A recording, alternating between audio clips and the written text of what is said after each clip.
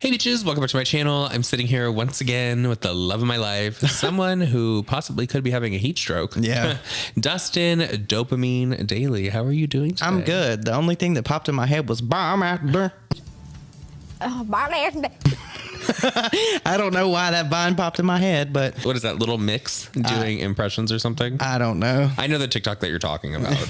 So, in other news, Gabbie Hanna is being talked about once again by everyone because we all know that Gabbie has been saying there's going to be like this 80 million part series that she's going to be dropping. She's been editing it for months now. And it seems we have got a glimpse into what maybe the first episode is going to be. It's going to be about Trisha Paytas, of course.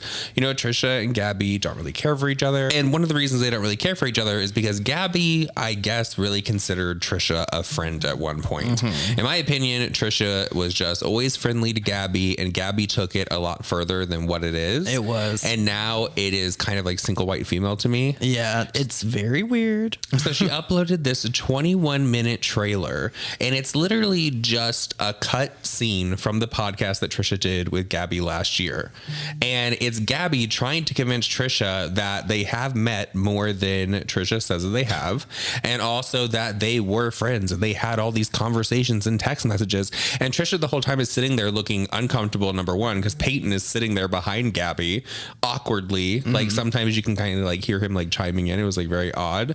But Gabbie's trying to make Trisha believe like, no, we were friends. Yeah. You're telling people that we don't know each other. Like, why is that so bad for Gabbie? I don't know, but I have two things I need to talk about. Okay. The first being that why would Gabbie upload this video when everybody wants her to address what happened with Jessie Smiles? That phone call that Jessie Smiles put on Twitter was very bad. It was awful. And anybody that could defend Gabbie after seeing that is sick, one. And two, and I'm not saying this to be mean or rude or anything in any way, but this is just the facts of the situation. Trisha was on an immense amount of back then. So Trisha may not have even been aware of what was going on. That's not me excusing it, but it's very common for you to forget things when you were doing the things that Trisha was doing. You're talking about like 2017 and all the times that Trisha Gabbie's was like very much into that scene then. Yes. So Gabbie, I feel like she was grasping at straws with this, and while what she presented did make it look like they had like, it wasn't even a friendship. That was an acquaintanceship. Yes. If you really want to bring it down to brass tacks, because it wasn't like they were going to the Cheesecake Factory and ordering macaroni bites every Thursday. Well, going back to why did Gabbie upload this rather than address the Jessie Smile stuff? She's not going to address that Jessie Smile stuff because how is she going to be like, hey, yeah, I was an asshole on the phone trying to make her feel this way when it was really this way and all of this. She's not going to ever address that. But the parallels between that phone call and the way she was acting to Trisha in that podcast, that is weird to me. Like, you don't always have to be right. And two, everybody is not your friend. Just because they're friendly to you does not make you their friend. It just doesn't. There's numerous different YouTubers that I have their phone numbers. Do I text them all the time? Absolutely not. If I see something, do I text them? Yes. But that I would not call any of these people that I have their phone numbers that are on social media my friends, because they're not at the end of the day. Well, in the podcast, Trisha was even saying, like, you know, I'm not going to tell you how to feel or whatever. And every time Trisha was it, Gabbie would be like, oh, you're gaslighting me. That's gaslighting. You know, her buzzword that she loves to like throw out for everyone. Like literally everything Trisha would say was like, you're gaslighting. Oh, no, you're wrong. Like I don't know what Gabbie was trying to get out of that. And Gabbie tried to make it like towards the end, like, I'm not going to include this part in the podcast because, you know, it'll be bad for you and all of that. That merely made me think of the phone call she had with Jessie Smiles. It was where she was manipulation. where she's like, well, I'm going to release my apology because I'm going to help you out. Yeah, like I'm trying to help you out. That's the definition of gaslighting. Yes. You're trying to make somebody feel crazy, and then you're going to say you're going to do something after the fact. No. And I need to clarify something I just said. I do have friends that I myself, as well as Nick, talk to every day, like Paige and everybody in our group chat. But I'm talking about like these people like Gabbie and Trisha and all that. We're not friends with these people. And I feel like this situation, Gabbie read way too far into it. If they had maybe hung out a lot, I do remember Trisha singing like butterflies on her Instagram story a few times and things like that. That doesn't make someone your friend. That just means that Trisha was watching your content, and Trisha is very much like all of us that watch drama channels. We fall down the rabbit hole of someone, and then we like, oh, well, okay, we kind of like them. And I think Gabbie just took that all to a new level. Like, it's scary. Like, Gabbie is the person that if you date, you you take them out on a date and then they become obsessed with you and then they want to know everything about you and then like wear your skin.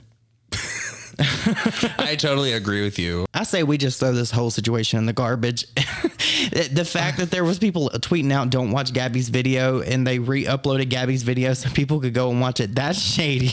It was just bad. First of all, why does she still have voice memos from 2017? On that old cracked iPhone. On the old cracked iPhone. I don't have any of my old phones. Me either. I don't. Like, that is crazy. Like, that's a red flag to me. If I'm texting you and you keep every single voice memo, even though I may not be saying anything, but if you want to keep that, like if you have access to like 4 or 5 years worth of text messages that are probably not even relevant, that just shows that you're trying to cover and cape for something. Like it screams, oh, I'm going to point the finger at you. If something happens between us, I'm going to have this on you, even if there's nothing there, because that's what I feel like this whole thing is. Well, in my opinion, I don't believe, like when Gabbie was saying, I'm not going to include this part in the podcast just to look out for you or whatever. Gabbie didn't include that part in the podcast because Trisha didn't say what Gabbie wanted her to say. Yep. And it did not do any favors for Gabbie. So she was like, okay, we're just going to axe this little segment and then try to pay it off. Like, no, I'm going to look out for you, Trisha. I don't want my friends going after you. That interview, well, I'm not even going to call it interview. That podcast thing. So uncomfortable. It was very uncomfortable to watch because Trisha was like, okay, Gabbie, then that's what it is. That's what happened. Yeah. Like Trisha was trying to put it into the situation because you could tell that she was uncomfortable.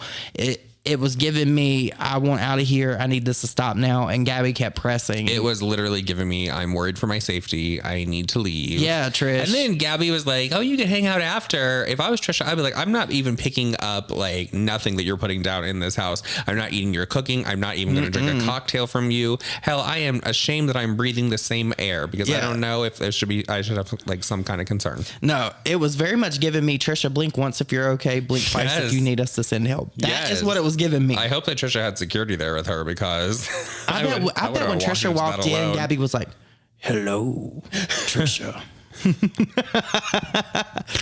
No, Gabbie was probably like, Peyton probably answered the door and like brought Trisha into the house, and Gabbie was probably like sitting in like that chair in the corner petting the cat in like some awkward way, like, hello.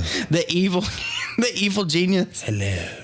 Like, oh, hello, Clary. You already walked into my house and you're gaslighting me already. Oh my God. How could you? You know what? If there was ever a boxing match, whose phone is going off? It's mine. What? Could it be Trisha and Gabbie?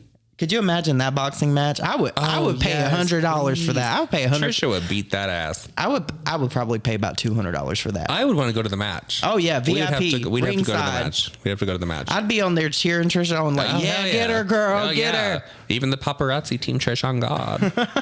Yeah. Hi, Javier. Hi, Javier. So with all that said, everyone, please let us know all of your thoughts and opinions down below.